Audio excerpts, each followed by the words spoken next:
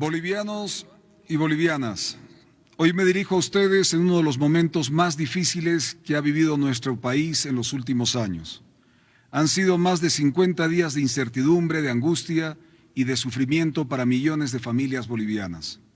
50 días en los que productores no pudieron sacar sus cosechas, transportistas no pudieron trabajar, comerciantes vieron caer sus ventas, trabajadores perdieron ingresos y familias enteras tuvieron dificultades para acceder a alimentos, medicamentos, combustibles, servicios esenciales, niños sin poder ir al colegio, enfermos sin poder ir al hospital.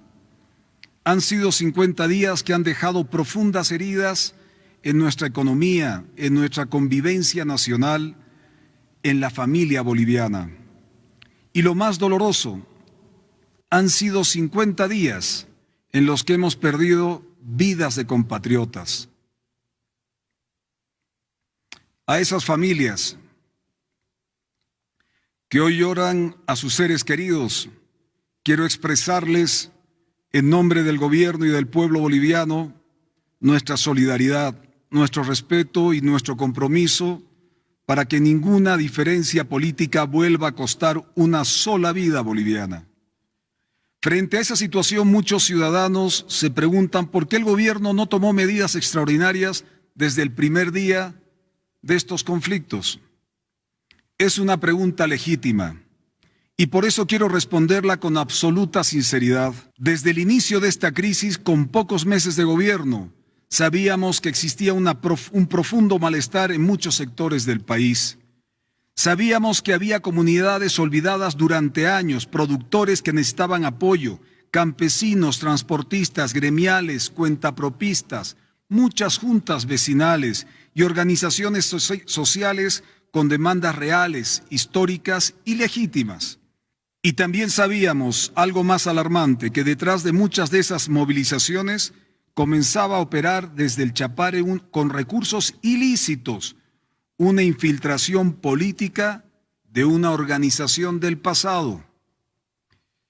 Una infiltración de grupos y estructuras que no buscaban resolver problemas de los bolivianos, ni atender demandas sociales, sino iniciar un proceso de desestabilización contra un gobierno elegido democráticamente por el pueblo boliviano.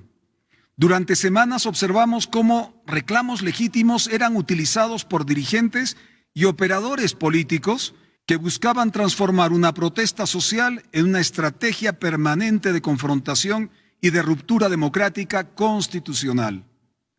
Mientras miles de bolivianos reclamaban soluciones y otros intentaban utilizar ese legítimo malestar para construir las condiciones de una ruptura del orden democrático. Por eso tomamos una decisión, la decisión más difícil, la decisión de dialogar antes que confrontar, la decisión de buscar acuerdos antes de recurrir a medidas excepcionales. Porque si hubiéramos actuado desde el primer día utilizando mecanismos de fuerza extraordinarios que el Estado te da, que la Constitución te da, les hubiéramos hecho un enorme favor a los infiltrados del narcoterrorismo para cosechar muerte entre bolivianos. Habríamos tratado igual a quienes tenían reclamos legítimos y a quienes se escondían detrás de ellos para impulsar una agenda de confrontación entre bolivianos. Yo no estaba dispuesto a cometer el mismo error del pasado. No estábamos dispuestos a responder con fuerza a ciudadanos que tenían derecho a ser escuchados legítimamente. Por eso abrimos mesas de diálogo. Por eso escuchamos durante semanas demandas que durante años nadie quiso escuchar. Durante 50 días no dejamos de dialogar un solo día, horas tras horas, escuchando aquellas demandas no solucionadas del pasado.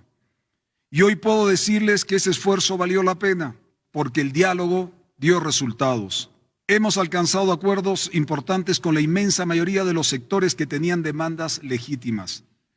Seguimos trabajando con la Central Obrera Boliviana y con múltiples organizaciones sociales en una agenda de desarrollo, empleo, producción y visión del país.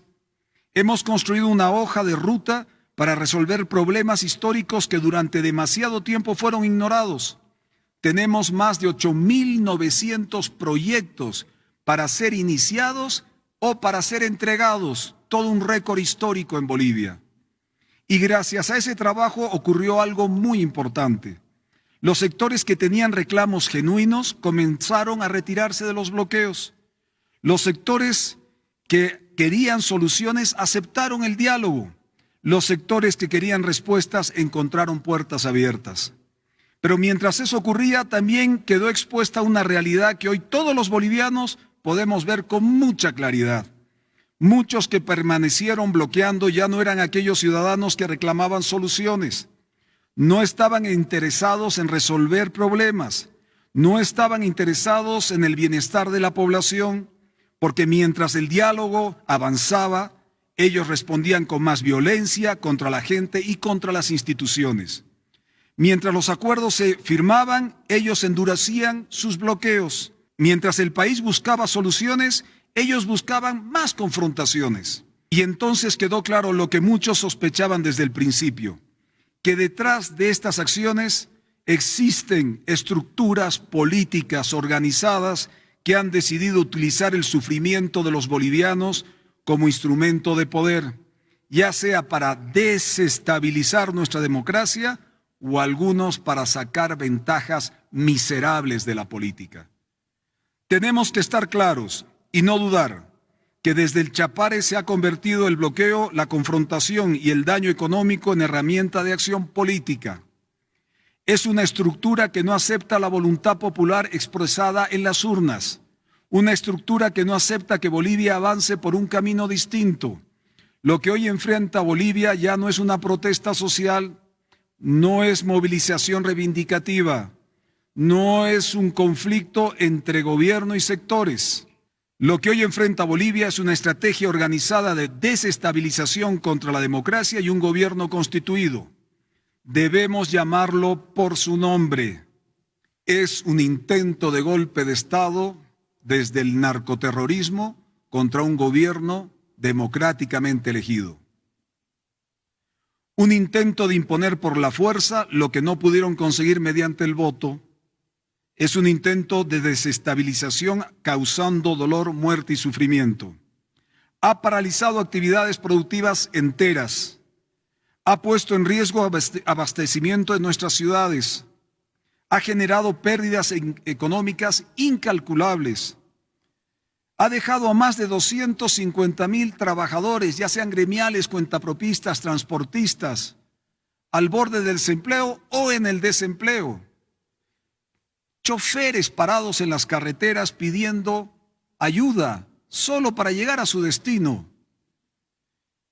Han sufrido ciudades especialmente como La Paz y El Alto, sin la posibilidad de desarrollar normalmente sus actividades económicas, afectando a miles y miles de familias de paceños y paceñas. ¿Cómo? No entiendo. ¿Cómo al querer construir una carretera desde El Alto hasta Desaguadero puede haber bloqueos para impedir una obra tan importante como esa? ¿Cómo se entiende el bloqueo para hacer obras para mejorar la vida de los bolivianos? Ninguna causa política puede justificar semejante daño contra su propio pueblo. Ninguna ambición personal puede justificar que se impida el paso de alimentos, combustible, oxígeno o medicamentos. Ninguna aspiración personal de poder puede justificar que se condene al sufrimiento a millones de ciudadanos. Y cuando un gobierno comprueba que quienes tenían demandas legítimas ya han encontrado un camino a la solución, pero que grupos organizados continúan utilizando la violencia para paralizar un país, tiene una obligación. No es una opción. Es una obligación de proteger a la población, de defender la democracia, de defender la Constitución. La obligación de garantizar que ningún grupo minoritario pueda someter a toda una nación. La obligación de cooperar entre bolivianos.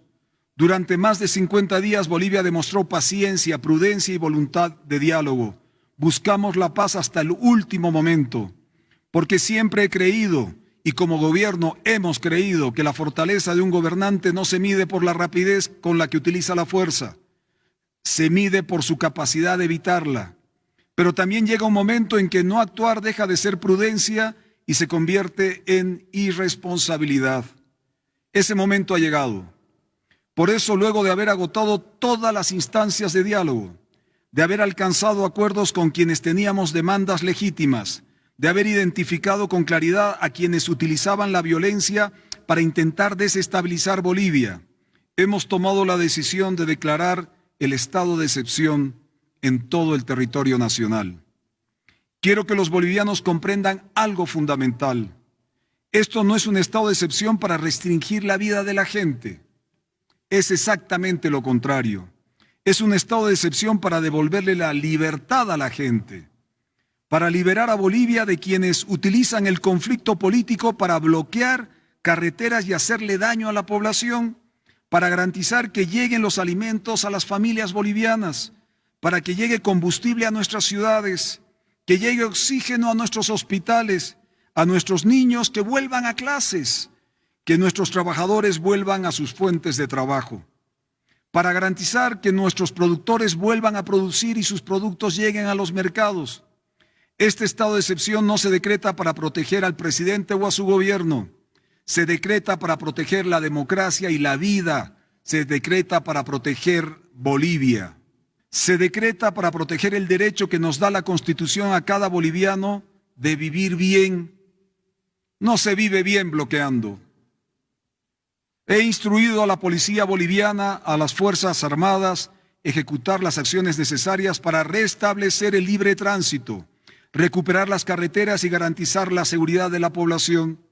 A quienes todavía mantienen bloqueo, les digo con claridad, aún están a tiempo de desistir voluntariamente. Si tienen demandas legítimas, las puertas del diálogo seguirán abiertas como lo estuvieron desde el primer día. Pero quienes persistan en bloquear, destruir, agredir, intimidar a otro boliviano o desafiar el orden constitucional, deberán asumir las consecuencias legales de sus actos. A los violentos se les aplicará todo el rigor de la ley y toda la fuerza legítima que la Constitución y la democracia otorgan al Estado para proteger a sus ciudadanos.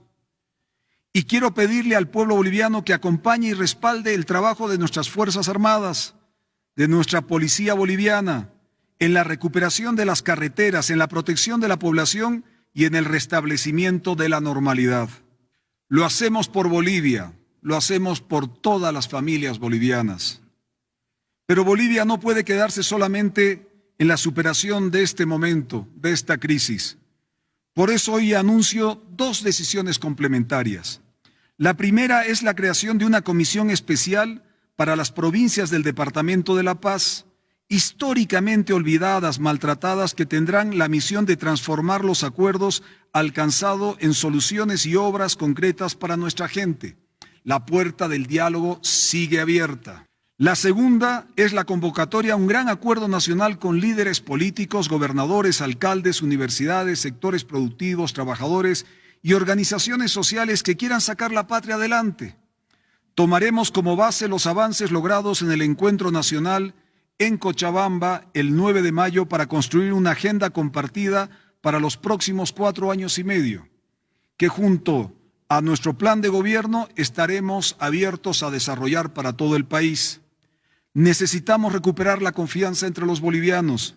Necesitamos concentrarnos en el desarrollo, el empleo, la producción, la educación, el futuro de Bolivia. Una lección importante que nos deja estos 50 días es que Bolivia debe aprender a verse a sí misma como una sola patria. Si algo tenemos que entender después de esta crisis es que debemos estar en un aprendizaje permanente de reconciliación entre bolivianos. Estos 50 días nos han hecho comprender mejor que nunca la necesidad de cada región, de cada sector, de cada boliviano. Nos han recordado algo fundamental. No hay Oriente sin Occidente. No hay Occidente sin Oriente. No existe una Bolivia que pueda desarrollarse solo mientras otra Bolivia queda atrás. No se trata de qué región es más fuerte. No se trata de quién produce más. No se trata de quién tiene más recursos o más población. La historia nos enseña que los pueblos más fuertes no son necesariamente los más grandes ni los más poderosos. Los pueblos que sobreviven y prosperan son aquellos que tienen la capacidad de adaptarse a los cambios, de aprender de sus equivocaciones y construir acuerdos para enfrentar un mejor futuro. Estamos dejando atrás un ciclo de más de 20 años de régimen y vieja política. Estamos cerrando una etapa de confrontación permanente, de divisiones artificiales, de enfrentamiento entre bolivianos. Debemos tener la madurez de adaptarnos a este nuevo tiempo, un tiempo donde el diálogo sea más fuerte que el bloqueo, la producción sea más fuerte que el conflicto, el desarrollo más importante que la pelea política, el futuro sea más importante que el pasado, porque Bolivia no puede seguir atrapada en el conflicto del pasado permanentemente. Ha llegado el momento de mirar hacia adelante, ha llegado el momento de liberar nuestras capacidades, el momento de recuperar la esperanza, el momento de construir una Bolivia unida, fuerte, democrática y próspera. Hoy terminamos un ciclo, es nuestra obligación terminar este ciclo y empezar un nuevo ciclo para la Bolivia del futuro. Hoy comienza una nueva etapa para Bolivia, una etapa de paz, etapa de trabajo y desarrollo, una etapa de unidad de la patria, porque Bolivia merece vivir en paz, Bolivia merece vivir bien, vivir mejor. Bolivia merece crecer, Bolivia merece avanzar. Ningún grupo, por muy poderoso que se crea, estará jamás por encima de los derechos y la voluntad de todo un pueblo. No somos nada sin Bolivia. No tenemos nada sin la patria. La Bolivia, nuestra Bolivia, es el único camino, es el camino. Dios los bendiga. Dios bendiga a la patria. Muchas gracias.